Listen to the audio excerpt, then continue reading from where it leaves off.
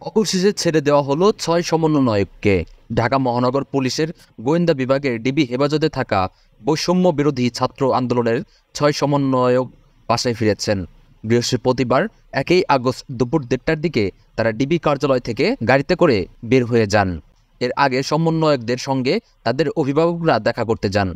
একাধিক গাড়িতে করে পরিবারের সদস্যসহ ডিবি অফিসে রওনা দেন তারা। ৬ সমন্বয়ক হলেন মোহাম্মদ নাহিদ ইসলাম, মোহাম্মদ সার্জিস আলম, হাসনাত আবদুল্লাহ, মোহাম্মদ বাকের মজুমদার, আসিফ মাহমুদ ও নুসরাত তাবাসসুম। সমন্বয়ক নাহিদ হাসানের বাবা বদরুল ইসলাম জানান, ভোর ৬টায় সবার পরিবারকে ফোন দিয়ে ডিবি অফিসে আসতে বলা হয়। দুপুর ১:৩০টার দিকে ডিবি তাদেরকে নিজস্ব পরিবহন করে বাসাতে দিয়ে আসে। প্রসঙ্গত, ডিবিতে থাকা ৬ সমন্বয়কদের মধ্যে প্রথম ৩ জনকে গত শুক্রবার বিকেলে ধানমন্ডির গণস্বাস্থ্য নগর হাসপাতাল থেকে তুলে আনা হয়। এর পরদিন সন্ধ্যায় সার্জিস আলম ও হাসনাত আবদুল্লাহকে নিয়ে আসে ডিবি। এরপর রোববার ভোরে মিরপুরের এক আত্মীয়র বাসা থেকে তুলে আনা হয় নুসরাত তাবাসসুমকে।